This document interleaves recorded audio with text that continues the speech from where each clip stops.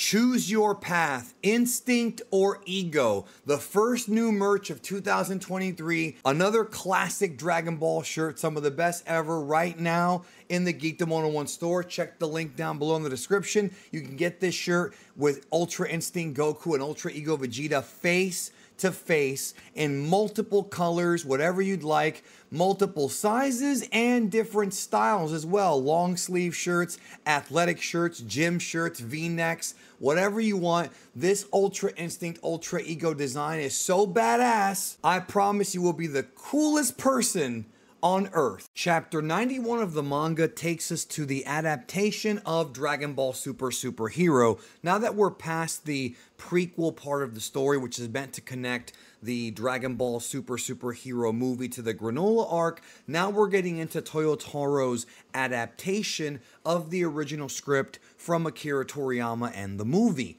How many changes will be made compared to the film? How many things will Toyotaro toy with, no pun intended, because his name used to be Toyble at one point, to make changes? Do not forget that when it comes to Dragon Ball Super, the continuity is not clear. We have the movies, we have the manga, and we have the anime. We haven't had an anime in about 5 years, so the story has continued from the manga perspective and from Toyotaro's version of the events. So right now, it's almost like an alternate timeline or an alternate retelling of what happened in the film.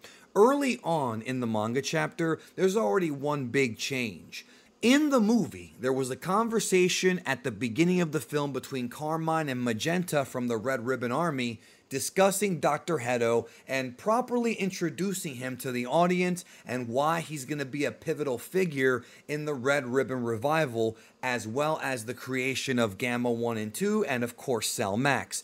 Instead of doing that, this manga chapter shifts it to basically having a scene at the police station of West City, which is meant to mirror the movie scene. It's sort of like they moved the purpose of introducing Dr. Hedo, or in this case, reintroducing him from the office of Red Pharmaceuticals to the police station. Now, to me, it's not really a major change. I'm not going to sit here and overly criticize it because it's pretty much the same conversation.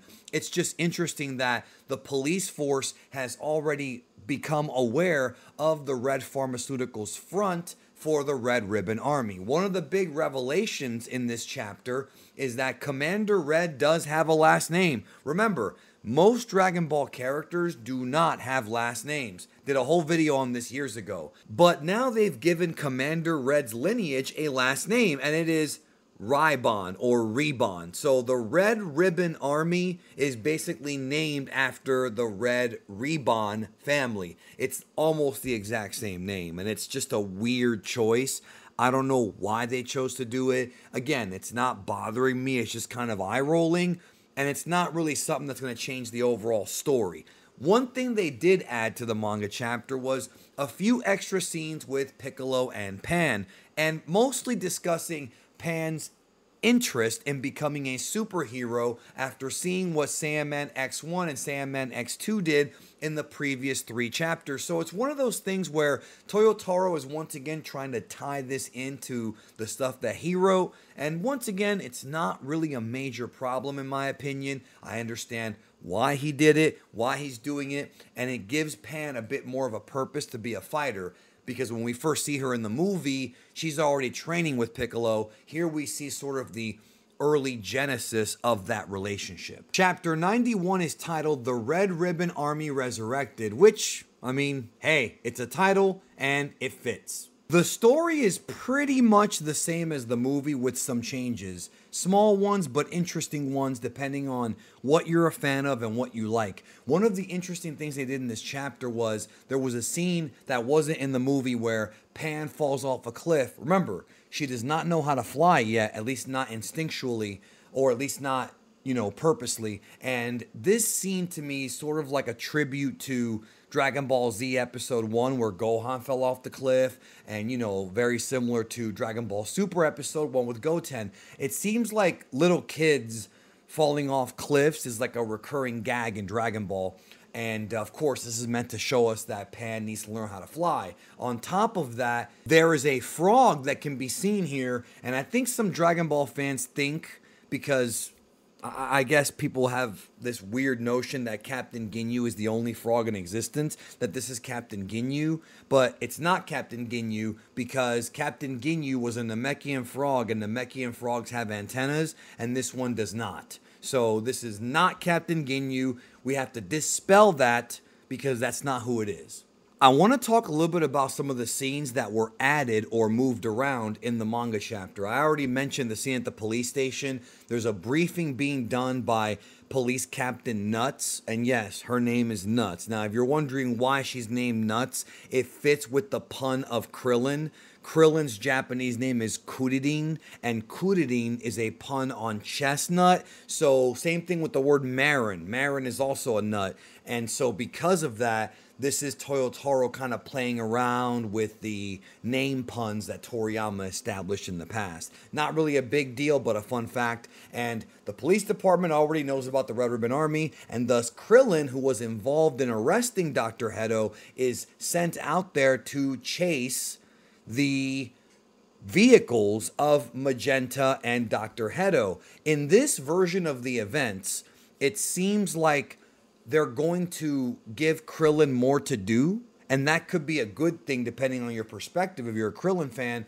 And it seems like when Krillin shows up at the end of the movie to help fight Cell Max, it was no accident. He's with Bulma and Goten and Trunks, but I wonder if that will be changed here.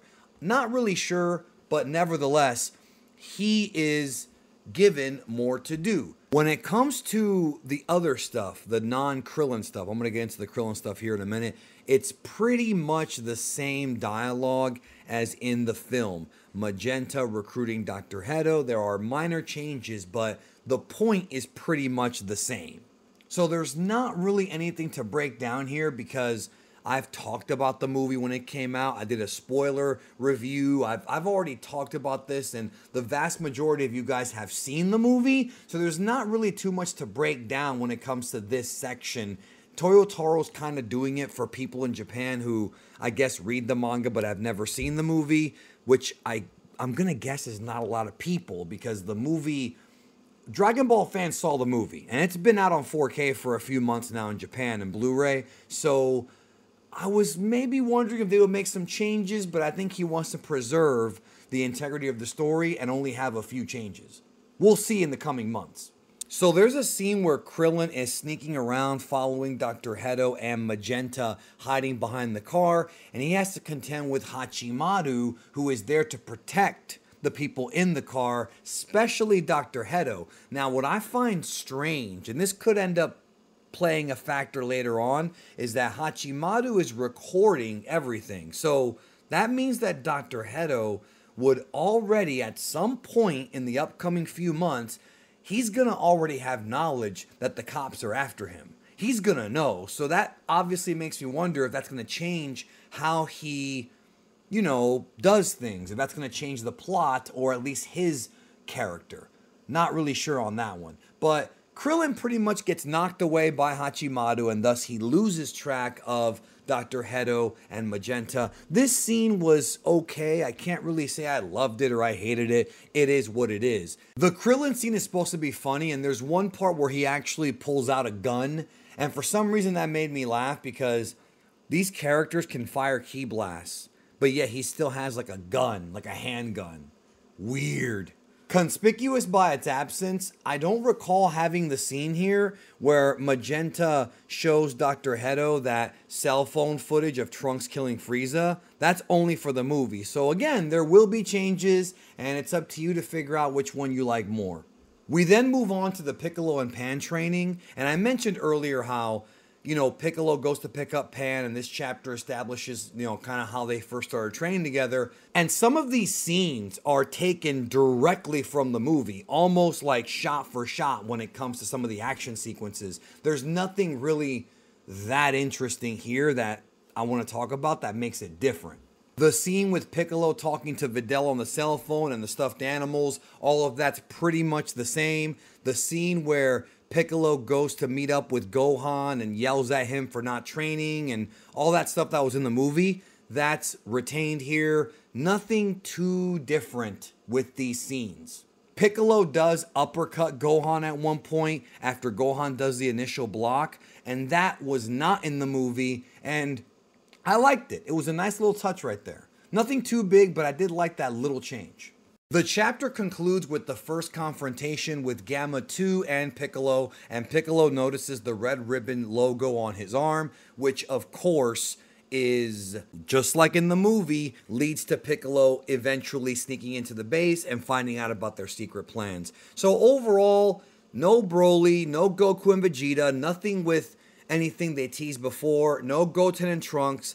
It's pretty much the first few minutes of the movie, the first 20 or so minutes of the movie, with 2 extra scenes with Krillin, and that's it. And because of that, this manga chapter is disappointing for those who have seen the movie. You're getting very little new, and what you're getting new is not really that great. Small stuff here and there, interesting things that are okay, I guess, but overall, the chapter was a bit of a letdown, only because we've already seen this stuff before and nothing was all that dramatic. So hopefully they get through this stuff pretty quickly or make some kind of interesting changes, because as of right now, we've already seen the movie. So, okay, I guess maybe some people who haven't seen the movie, the maybe 5% of Dragon Ball fans in the world who have not seen it yet, maybe they'll get a kick out of it, but I'm pretty sure most of us have already been there. So we'll see what changes they make next month. But for right now, if you've already seen the movie, I covered the changes here. Don't even bother reading the chapter if you have other things to do. Those are my thoughts. Take care, and I will catch you in the next video.